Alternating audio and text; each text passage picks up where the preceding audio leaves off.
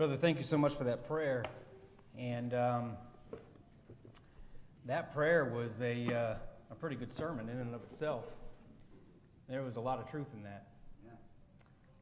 And we have gone through quite a bit over the past couple of days and nights, and I'll be honest with you, I'm tired.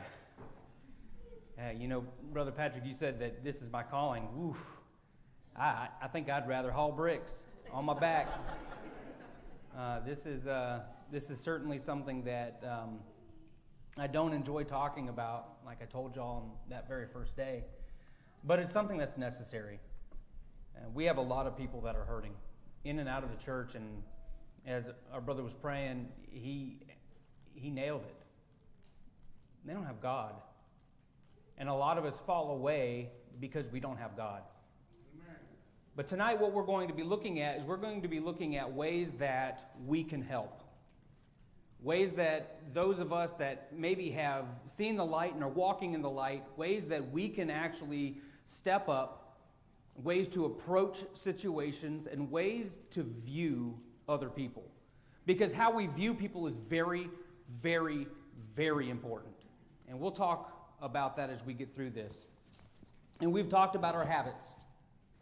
We've talked about what kind of defines or creates a habit, that idea of there being some kind of cue, something that sets us off, a trigger. I've heard people use that term before.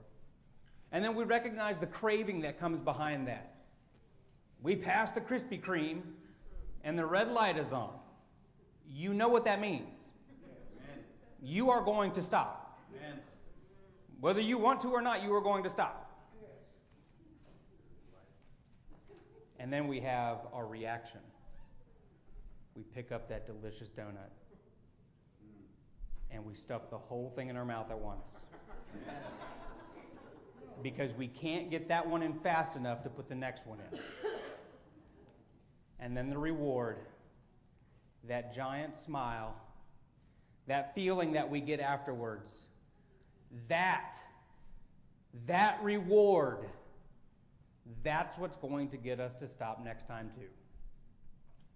We talked about that. We talked about ways that, there is going to be an inevitable end to those that, well, let me rephrase that. There is going to be an inevitable end to all of us. We are all heading in a certain direction. And one of the things that we recognized yesterday evening was people can see the direction that we're going in. Whether misguided or not, they are basing your direction, your path, your actions, where you are headed by what you're doing, by what you're saying, by the way that you're living your life. And tonight we are going to be looking at how to equip ourselves to motivation.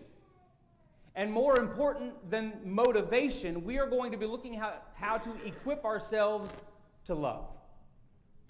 Because quite frankly, that's what it comes down to. Now, I don't want you to get confused. Love is not always the answer. Wasn't there a song, Love is it, love is the answer? Y'all remember that song? No, I'm just making this up apparently as I'm going. There's not a song named that, I guess. Patrick looked at me like I was growing a third eye. But honest to goodness, I wish I could give some kind of lengthy explanation. I wish I could give you something that would just lay it all out there for you and give you a step-by-step guide. But quite frankly, there isn't one. Every situation is going to be different. Every person is going to be different. You know what? God made us that way. And I'm glad. I'm glad that God made us that way. Because I might react differently to a situation than you might, and that causes me to rely on you in certain situations. So not every situation is going to be the same, so I can't lay out a step by step. It's not math. I also wish that I could give you a lengthy explanation about how I walked away from drugs. I can't. The only thing that I can tell you is that I hate feeling sick. So when I would do something which I did for a number of years, I would wake up that next day feeling like complete trash. And where most people or a lot of people would run out and try to pick themselves back up, I would lay there in my misery. I hate feeling sick. Even to this day, I hate feeling sick. It doesn't matter what it is. But I just don't know what to tell you when it comes to specifics about how to address every situation. But I can give you an overarching theme that we see throughout the Bible. Yeah, it is true. Even though I walked away, and I'm going to call him out right now. He's kind of hiding from me. But my buddy Blake is here. And Blake asked me the other night, do you still get the cravings? It was something to that effect. And the answer is yes. Yes, I do. Is that easy? No, it's not. Because even in the back of my mind, right now, even with as many years separated as it has been, there is still the little voice that says, one more time. Just once. No one will know. You'll feel better. You've been doing all of these seminars and you're still working all day long. And in fact, this is the busiest I think I've ever been in my entire life. Why not give yourself something to pick you up? And let me tell y'all, folks, when you have something like that whispering in your ear, it is hard. A lot of y'all have never dealt with that. But you will meet somebody that is dealing with that. I was able to walk away, and that's all I have carrying with me now, so I'm a lucky one. But I am by no means the norm. I am an exception to the rule, and I'll say that. In fact, I even find it hard to even say that I had an addiction because of that. I know people who struggle daily to pick themselves up, not because of a voice, but because of a yell, a scream in their head. This evening, I want to prepare us for an actual battle. I want us to be prepared to help fight that noise that is going on in someone else. I want you to be brave enough. I want you to be strong enough. I want you to be well equipped enough to be able to reach out a hand and grab somebody else's because they need it and because you love them. But this is a battle. We talked about that yesterday. This is a complete battle. And it is a battle that we must actually treat like we are going to win. Before we left base in Iraq, we always had what's called an op-ord, an operation order. This is my book. This is the book that I carried with me all throughout the Iraq War. In fact, this right here is one of the lineups from one of my last missions. It gave me everybody's name, position, their call sign, who the truck commander was. That way, if something were to happen, I could identify that vehicle immediately, know who's inside and what to expect.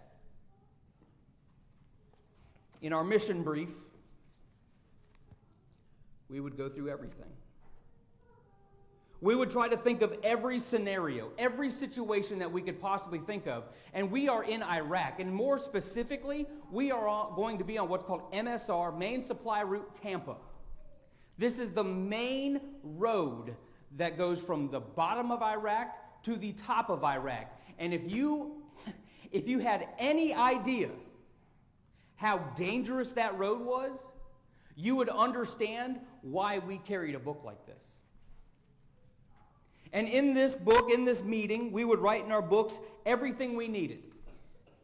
We would write down all the equipment that we would take. We would write down times and marching orders of the convoy. In the book, we would write down call signs, making sure that we could identify who is who and be able to identify ourselves with the proper call sign. On there also, we would write down a number of different radio nets. One being the truck commanders. We would be able to directly communicate with them because we had planned ahead of time. If we ran into something or we took fire from the enemy, we could call QRF, the Quick Reaction Force, on their net. And they would be there in no time. If something happened and someone got injured, we would call Dust Off, which was the people that would come and help to fly us away to safety. Someone was hurt, they would take them to get medical attention.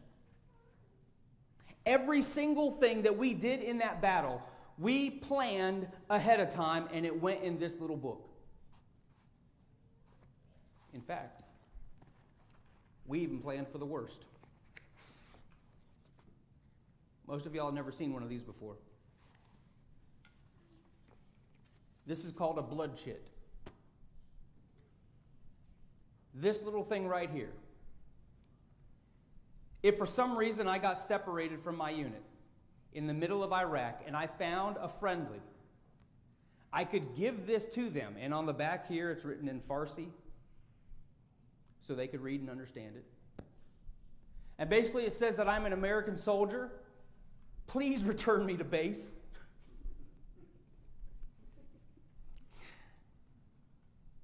I don't know why I've held on to this thing.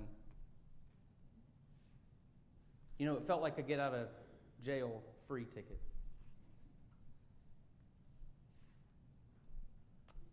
You know, if we are going to fight an enemy, if we are going to actually get in the trenches, pull out our rifles and defend and fight off the enemy that is attacking us and our comrades, our friends, our other soldiers, we need to be prepared for every scenario. That's not to say that every situation is going to be the same, obviously. And no, you can't possibly think of every single scenario or situation that's going to come up. You'll hear another story here in just a few moments about how we weren't expecting something. They got us good. But what you can do is lay out a plan. You can lay out an action and say, as long as things are going the right way, this is what we will do. We will assess and we will adjust, but this is our plan. So the first and foremost thing that we are going to notice tonight is that if you are going to fight, if you are going to be in that battle, you are going to have a plan. And just like the plans in the military, we're going to use the KISS method. Has anybody ever heard of the KISS method? Keep it simple, stupid. That's right. I am not smart enough for you to go cramming a bunch of stuff in my head. We are going to keep it simple. Real simple. I won't say army simple, but, we got some army folk in here, so. You know, the one thing that I want you to understand, though, is that as we go through this is not an all-inclusive answer. In fact, this is not going to probably even be the lineup of things that you will find in Celebrate Recovery or, any of the other programs that are out there. This is going to be solely based on my observations, on my experiences. And I hope that in some way it helps you. First things first. We need to realize that we don't get to pick people's trauma. If you are going to fight with somebody, and I don't mean fight with them, I mean fight with them, beside them, you must love them unconditionally. Unconditionally. And the reason for that is because honestly, they are just like us. They mess up. And all of us mess up. But yet for some reason, whenever we are in the battle with somebody, we notice their mess ups before we notice our mess ups. And normally we hold that kind of stuff against them. We hold that against them. But the fact is that you don't get to pick people's trauma. You also don't get to fight their trauma for them. You get to encourage them, but you don't get to fight their trauma for them. Let me give you an example. When I left for Iraq, I left out of Cheyenne, Wyoming, and we drove down to Denver Air Force. We drove down to Denver Airport. Melissa came with me. And Melissa was my wife, if you don't know. And at that time, we had our daughter, Ava, and she was not even a year old yet, and she was with Melissa. And the plan was that Melissa was going to see me off at my gate with the rest of my other troops, and Melissa and Ava were going to get on an airplane and fly home here to Bremen while I was in Iraq. So I get on the airplane and I leave, and Melissa gets on her airplane with Ava and they leave. Well, as they are coming into Atlanta, there is a terrible storm. A terrible storm. One that Melissa will tell you that as they approached the airport, the captain of the aircraft actually had to fly around Atlanta because it was unsafe to land inside of Atlanta. She said the whole plane shook. People were crying. She said it was like something out of a movie that you would see. Babies on other parts of the aircraft were screaming and crying. Ava, surprisingly, was sound asleep. She must be just like me. Melissa was crying. Stewardess had to come and sit down next to her, hold Ava to console Melissa. Since that day, Melissa has not been back on an airplane. I've even enticed her. We will go to your favorite place. Wherever that is, we'll go. I ain't flying. I guess we're paddling to Italy. Me, on the other hand, my father was not a pilot, but he was on what was called the Air Force Thunderbirds. And it's an aerial demonstration team. And that doesn't mean that they demonstrate airplanes like Vanna White. What that means is that they get in the airplanes, they do tricks and maneuvers, they fly all kinds of crazy ways that would make the normal person turn green and pass out, right? So on a trip back from Costa Rica with my father and I and the youth group from Forest Park in Valdosta, we are on this airplane, and I don't know what happened. But all of a sudden, the airplane started to drop. I guess we hit a pocket of no air. Is that a thing?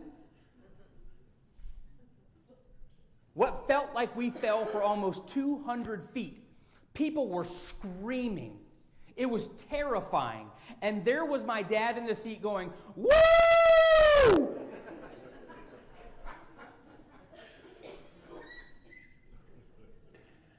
With his hand still in the air, he looked over at me. He could tell that I was trying to figure out what was happening. He's having a great time. And he looks at me and just starts laughing. So I started laughing. And all of a sudden, what would normally be a terrifying situation for somebody, as soon as the plane leveled out, I was rolling. I can fly anywhere now. I don't have any problems with flying. Now, I could look at Melissa and I could say, "Hey, Melissa, you know what? This whole fear of flying, it's stupid. You are completely irrational for not wanting to fly. You know what? It's so dumb that I'm just going to treat you bad because you don't want to fly because of some trauma that you had." Folks, that's exactly how we treat people who are going through problems. We look at people who are suffering. We look at people who are in the middle of their high. They are stuck like neck deep in addiction. And we look at them and we say, hey, just snap out of it. Why are you doing this? That's so dumb. What you're doing is irrational. You know what? Grow up. And that's how we treat them. Because we look at the symptoms. We look at the things that they're doing, and we don't look at what actually caused them to do it. We don't look at them, we look at their actions. We don't consider their trauma. And so what we start to do is we start to judge them based on their reaction to their trauma. But guess what, folks? You don't get to pick their trauma. I don't get to tell Melissa she's not allowed to be afraid. I don't get to do that. Yes, people do dumb things. But the reason they do it is not up to us. We need to learn to love them despite what is causing them to act or do the things that they are doing. So number one, we don't get to pick their trauma. Number two, we need to learn to love unconditionally. I heard someone say this once, and man, it really stuck with me. I want you to imagine for just a moment that you are Jesus. You are starting your ministry. You call out a group of disciples, a group of followers. And for 3 years, for 3 whole years, you pour everything you have into them. You show them signs that you are definitely God in the flesh. You show them miracles. You feed them. You love them. You minister to them. You teach them. And you warn them. And over again, you tell them, I am going to sacrifice myself for the world. But in 3 days, I will be resurrected. Now, I want you to imagine it's the 3rd day. The stone rolls back, and you come out of the tomb, and you are alive, you are well, you are resurrected, and you come out of the tomb, and there is not a soul there. None of your followers are there. None of the people that you have put everything you had into is there. You told them it was going to happen.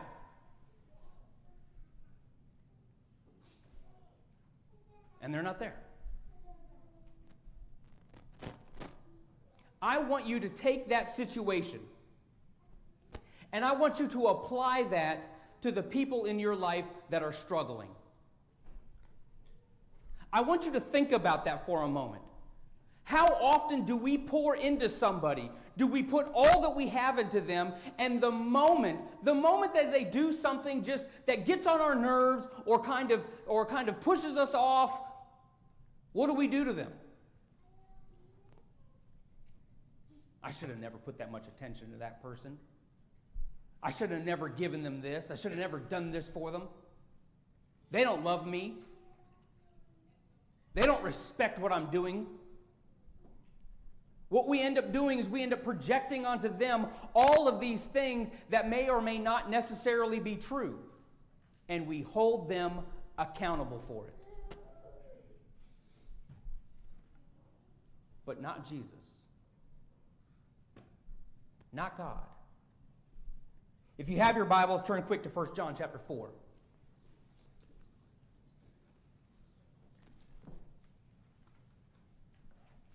See, when we mess up, when we do something like not being there at the tomb, when we knew he was going to be there. When we mess up like that, I imagine it hurts.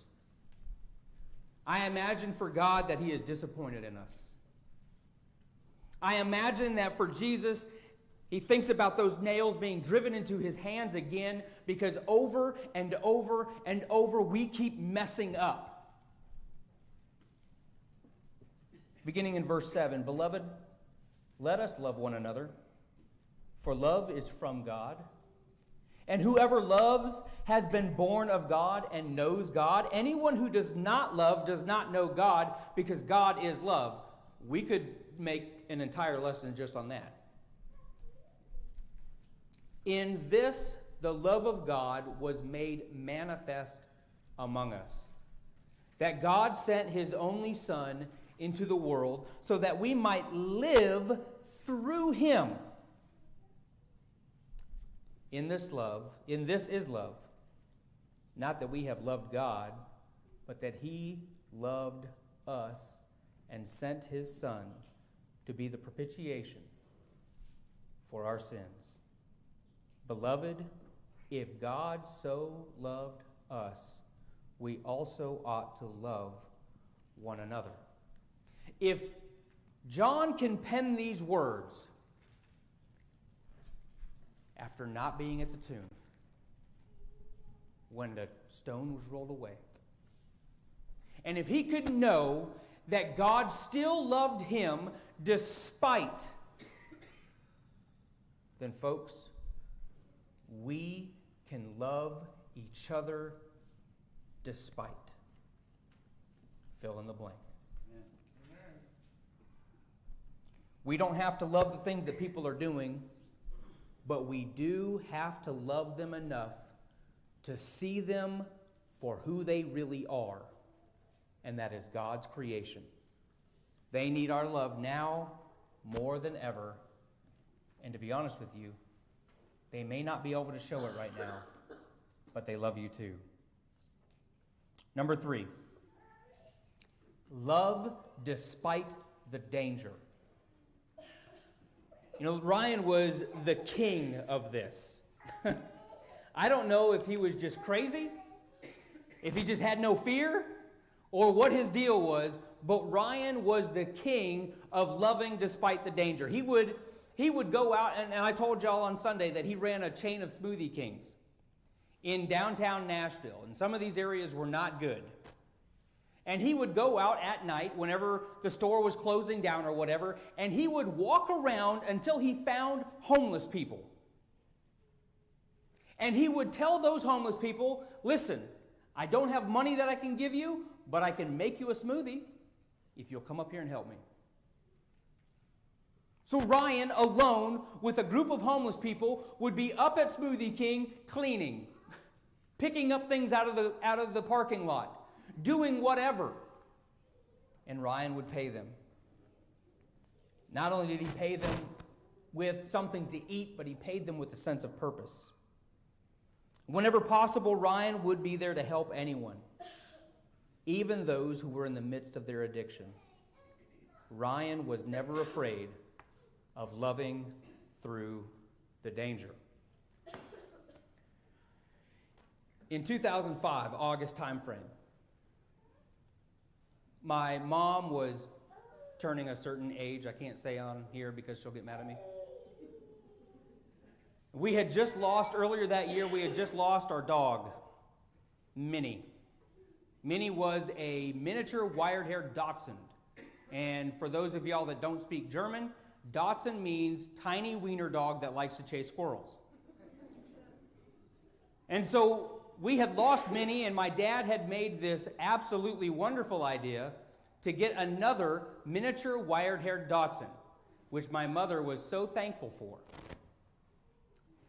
But the only problem was, no one sells those around here.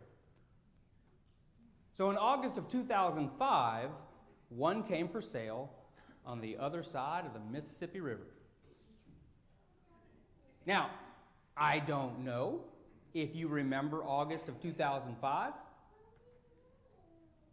It's a kind of hard one to forget.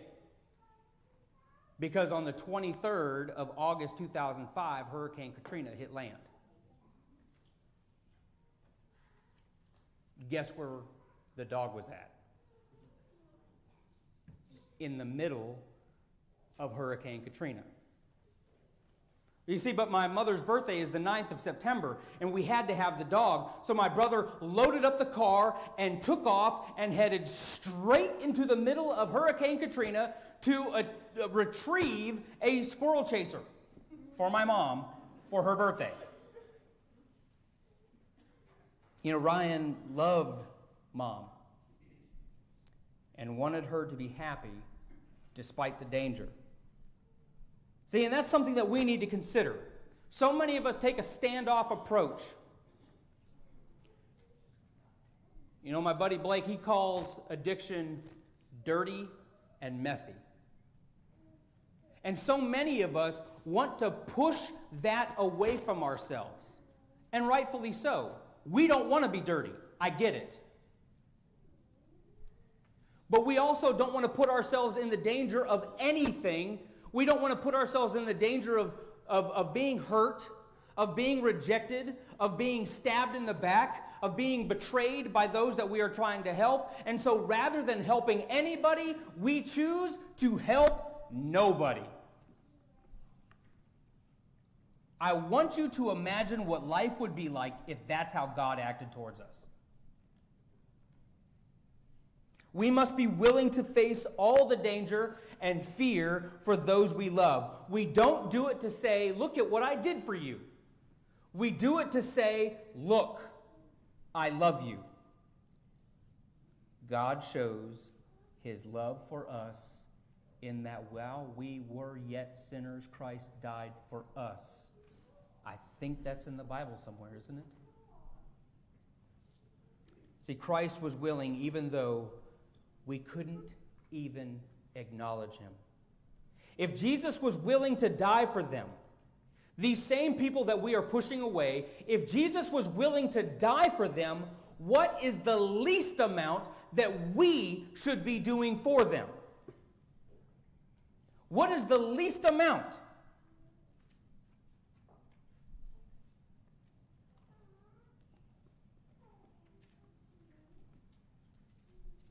We need to be looking out for them because it is a hard, long road by yourself. Back in Iraq, one night we had left in the middle of the night, and we were heading back down MSR Tampa, Main Supply Route Tampa, when all of a sudden, across our screen, we had these computers that were synced up to our talk, our main support back at headquarters. Across our screen came up a warning from a call sign that no one recognized. We didn't know who this was. No clue. But what it said in there was possible IED at location X. And it gave us a grid point. That grid point was directly in front of us a few miles out. Now, an IED, if you're not familiar with that, it's called an improvised explosive device. And these are the things that leave truck-sized craters in the ground. These are the things that will rip a vehicle in half. We've lost more people to IEDs than any other kind of battle armament in the war in Iraq. This thing was serious. We had no idea who was telling us where this was coming from. So we radioed back to the talk. Talk told us that this was a predator. Not like a coyote. One of those drones that had been flying over top of us the entire time. We had no idea. You know, the truth is that when people are suffering, especially through addiction, they need someone looking out for them. So often, people that are struggling with addiction feel alone. They've got no one to turn to. Do you know how embarrassing it is to tell somebody that you have an addiction? Do you know how hard it is to come out with that? I mean, and you name the addiction. Drugs, alcohol, pornography, all of these things that run rampant throughout the world and even in the church. Folks, do you know how difficult it is to get yourself up out of the pew and come down front and say, "Hi, my name is AHREN. I need your prayers because I'm addicted to pornography"? You can't do that.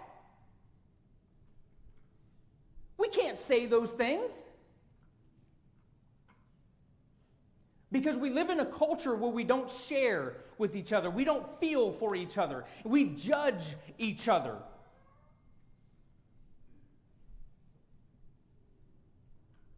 So we need to make it our personal responsibility to look out for those who are vulnerable.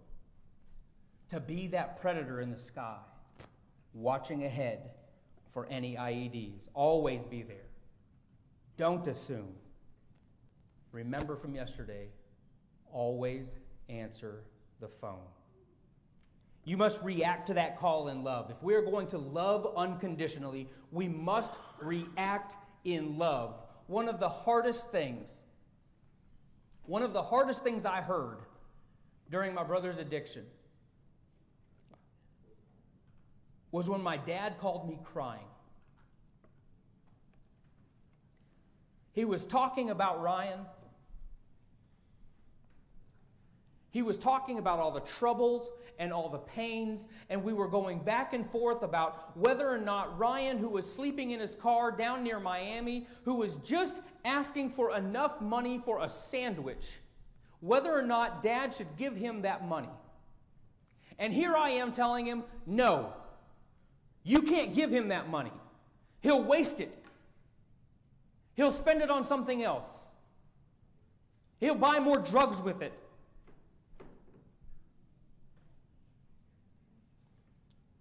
And all my dad said to me was, "What father among you, if his son asks for a fish, will instead of a fish give him a serpent? Or if he asks for an egg, will give him a scorpion?" Luke 11 and 12. You know, and I would say, but what about how he and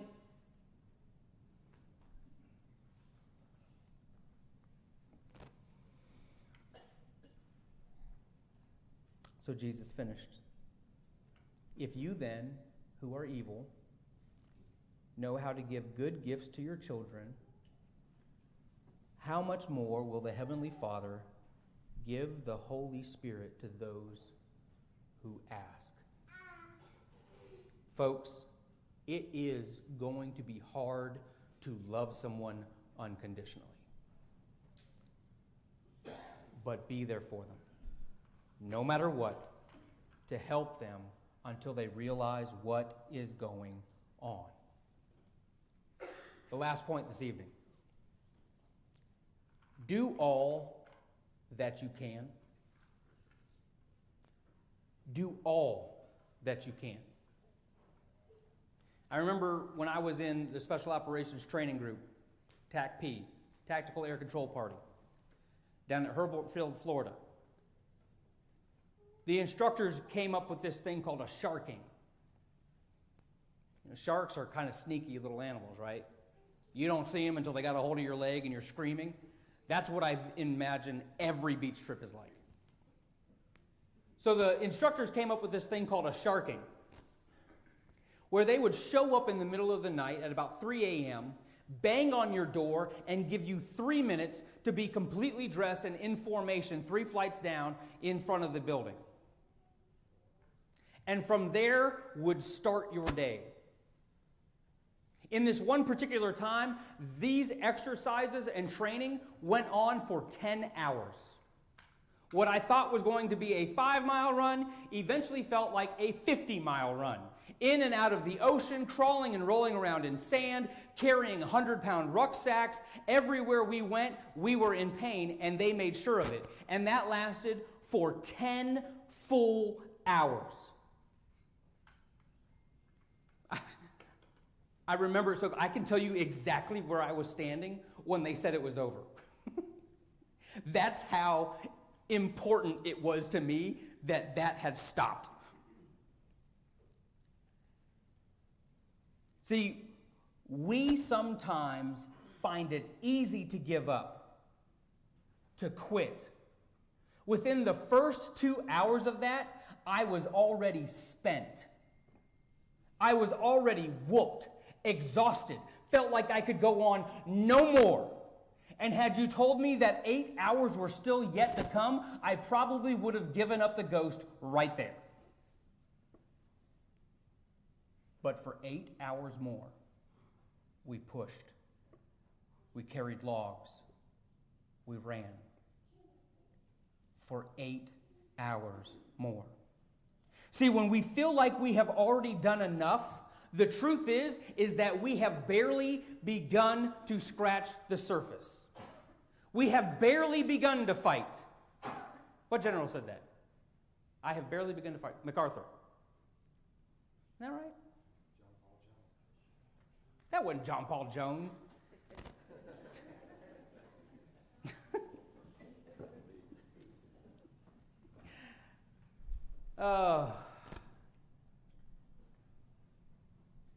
It is very easy, though, for us to become overwhelmed, to become wrapped up in the situation and feel like there's nothing more I can do for this person. When you get that feeling, you have just begun to fight. I remember what it was I was going to say. It was Muhammad Ali that was asked one time in an interview, how many times do you hit the bag? And he gave some number that was rather low in comparison to everybody else. And the reporter asked him, why is that so low? He says, I only begin to count punching the bag when I'm tired. That's something for us to think about. Do we give up when we are tired, or do we keep going? Galatians Chapter 6, verse 1 and 2. Go ahead and turn to Galatians Chapter 6 for me. And we're wrapping this up here. And we may take a minute or two to... I've never done this before like this, so not everybody at once. But we may take some questions if anybody has any specific questions. Galatians Chapter 6. We're going to be reading 2 sections of this because it's important for us to remember. Folks, this isn't just random people that we see on the street who are facing addiction problems. I wish that we could have as much compassion on them as we would have for somebody in our own family. The truth is that a lot of us will never reach that point. We just don't have it in us. Some of us, and please forgive me if this sounds rude or blunt, but some of us just don't care enough to think about other people like that. I challenge you to be different than that. But for a lot of us, it just isn't going to happen. Galatians chapter 6, verses 1 and 2. Brother, if anyone is caught in any transgression, you who are spiritual should restore him in a spirit of gentleness. Keep watch on yourselves, lest you too be tempted. Bear one another's burdens, and so fulfill the law of Christ. See, the way that we read that scripture sometimes says, brothers, if anyone is caught in any transgressions, you who are spiritual should call them. And if they don't answer, whatever. Or you that are spiritual should drop by and just ask how they're doing. You know what? Maybe we think it says we should drop by a couple of times, and once we're getting nowhere, we need to quit. That's not what we're being told, is it? It says to restore them. Not attempt to restore them. Not try to restore them. Not give it a good college try. It says, get out there, do the work, show the love, and bring them back. I didn't write it. The inspired apostle did. But then he also gives us a bit of encouragement in there. In verses 9 through 10, he says, and let us not grow weary in doing good, for in due season we will reap if we do not give up. So many of us, when we are faced with that situation, when we hit that first hurdle, we throw in the towel and we go home. That is not how you fight a battle. And you are kidding yourself if you think that addiction is not a battle. It is a battle that those people will suffer through every single day of their life. It is up to us to take up our arms and to stand next to them, ready to do battle. We don't fight once and go home. We don't fight until we get tired. We start fighting when we get tired. And there is a reason. There is a reason why we do all that we can. We do it for them. For us. Hear that again. We do it for them, for us. Because when we are able to help bring somebody out of the grips of addiction and bring them to Christ, bring them to health, bring them to a sense of well-being and worth, we are not only helping them, we are helping ourselves. Because now we have somebody else to stand and fight with us for the next person. We have somebody else who has been through it, who can be there for you when you meet a hurdle of some kind. I cannot begin to tell you how much I wish I could go back and do more for Ryan. He was broken, lonely, in pain, not thinking clearly, and I get all that now. Addiction takes over the person, but the person is still there. You got to love them unconditionally. You got to be ready to fight. You've got to have a plan, and you could never give up. Do all you can to help while you can, because the pain of knowing you should have or could have done more is overwhelming.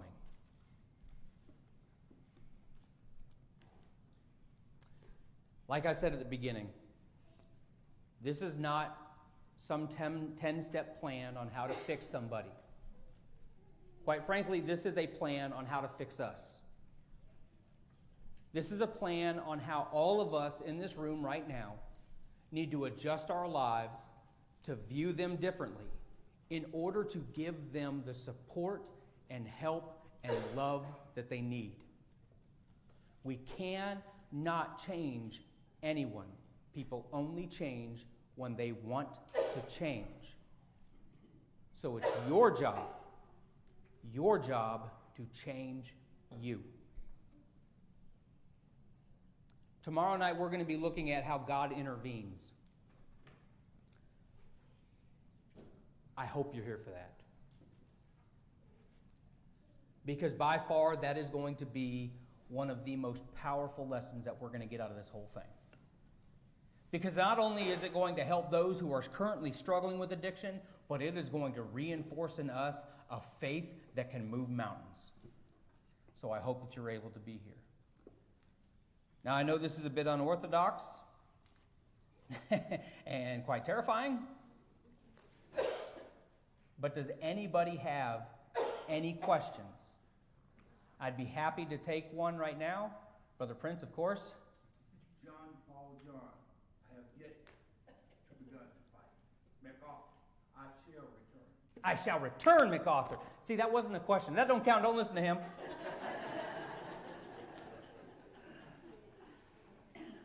You said John Paul Jones, right? John Paul Jones was the drummer for Led Zeppelin. Yes, ma'am. What do you do if the person that you're trying to help just refuses to change? Does that make sense? It absolutely makes sense. So the question was, in case you didn't hear it, what do you do when someone you're trying to help just refuses to change? First of all, That situation is vary from person to person, right? And I'm going to say this, but I'm going to say it in love. The first thing that we need to do is we need to step back and evaluate what it is that we want them to change. Are we asking them to change something because we don't think it's good? Or are we asking them to change something because God says it's not good? There is a difference. The first thing that we need to recognize if we are going to help somebody is when we are laying out that plan, is that we need to make sure that that plan is in harmony with what God says. I didn't make that clear enough in this. But our plan of attack can be a number of different ways. Just remember, people that are struggling are held hostage. Okay? And it may take a number of years, days, weeks, months, whatever it is, of you constantly being there, of you constantly showing them, I'm here for you when you are ready. Like my brother said to me one time, he said, it is like I am drowning. And every now and then I get a moment of clarity where I'm able to bring myself up to catch a breath. It's at that moment that he's able to reach out. He's not able to reach out while he's in the middle of drowning. He's flailing. He's too busy trying not to die. But at that moment of clarity, if I truly loved him, I'm going to be right there waiting for him to reach that moment. Does that make sense? You may have to sit there and you may have to watch them hurt, and it's going to hurt you. But don't leave. Don't leave. Anybody else? Did that answer your question? Anybody else have a question? We've got time for like one more. Yes, sir. Aaron, just one observation. At the end of 1 John, little children, keep yourselves from idols. Amen. Yes. One of the idols that I think we've created in our culture is our comfort zone. Oh, man. And that's what causes us a lot of times to back away from people who are a train wreck fixing to happen, and we know. But we don't want to expose ourselves to the risks or the danger, and we are uncomfortable and see potential pain, so we back off. God forbid that our comfort zone would become an idol. Yes. Did y'all hear that? Our comfort zone becomes an idol. Y'all, you don't know how true that is. You have no idea how true that is. We allow ourselves to get too comfortable with not doing anything, to where when we are forced into a position where we have to do something, it hurts. It's not fun. And even when you are used to seeing these things, when you enter somebody's life that is struggling, that is in the mess, it is uncomfortable. But that doesn't mean don't go in. You got to be just like the firefighters. As you see everyone else running out of the building, you're running in it. Good observation. And let us consider one another to provoke unto love and to good works. Yes. I've often wondered what we can do in the Lord's church to promote a more openness, the atmosphere. Like you said a moment ago, I could never come down and make that confession. Yeah. Why? Because we're trained, we have a habit, we see things a certain way, we behave a certain way, and we should. I mean, on the Lord's Day, we have, the items of worship, we have all of the decorum that goes along with that worship. But there needs to be a spirit of fellowship that I think, in my humble opinion, is just missing. It's not really integral to what we do in our assemblies, or before, or after, or even during. It's like there's a key component, it seemed to me. Yeah. And we're not taking the time to consider, to stir, to love and good work, to provoke each other. Let me ask you all this question, because Brother Pat brought up a good point here. How many of y'all have ever been struggling with something? And it doesn't have to be as bad as a substance abuse. And all you wanted was for someone to say a prayer for you. All you wanted was a little encouragement. But something kept you in that seat. Something kept you from picking up the telephone. Just telling somebody. Folks, you don't have to say yes or no. I know. I've been there. I'm there all the time. But we can't expect others to be there for us if we're not willing to lean on each other. And you know what the biggest problem with that is that when we internalize the hurts and when we internalize the struggles and the problems and the thoughts, they only grow bigger. We've basically planted them inside of us. And all they're going to do is just continue to sprout and grow when all it needed was someone to weed it out for us. Don't be afraid. Don't be afraid to tell somebody what's really going on. Last night, someone said, it takes a lot of courage for you to get up there and say the things that you said, admit the things that you admit. And I said, it's not courage, I'm just dumb. I don't care what people think about me. And not in like a bad sense. I don't care that you know that I used to have a problem. I hope that it helps you. And you know what? Maybe when I let go of that pride, maybe when I let go of that worry about what other people were going to think about me, I was able to actually start to fix myself. Because I was no longer afraid to hide it. I was no longer afraid to look for help, to get people to say, hey, you need to come with me instead because I heard you're struggling. Is that so hard? You know how many friends I lost since I admitted to having problems? 0. Do you know how many friends I gained? Innumerable. We got to stop living in fear, folks. God did not give us a spirit of fear. And that's the truth. All right, one more question, if anyone has one. None. I guess what we're going to do then is we're not going to do a traditional invitation. I said this last night. I don't feel as though we need to think that the invitation to get help stops with the song, because it doesn't.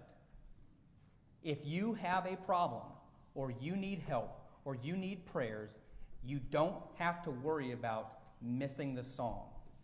You can reach out to any one of us at any time. Brother Pat, Brother Gray, all of these other brothers here and sisters are willing to help you in any way that we can. I'll sit down and talk with you as late as we need to. I mean, y'all might have to lock us in here. That'd be fine. Whatever you need. We're going to actually sing a song, though. And if you do have a problem, feel free to come forward. If not, hit me up. I'm available, and I'm here. I know that God loves you. I know that the brothers and sisters here love you, and I love you. Let's go ahead and have this song, and we'll have a word of prayer and be dismissed.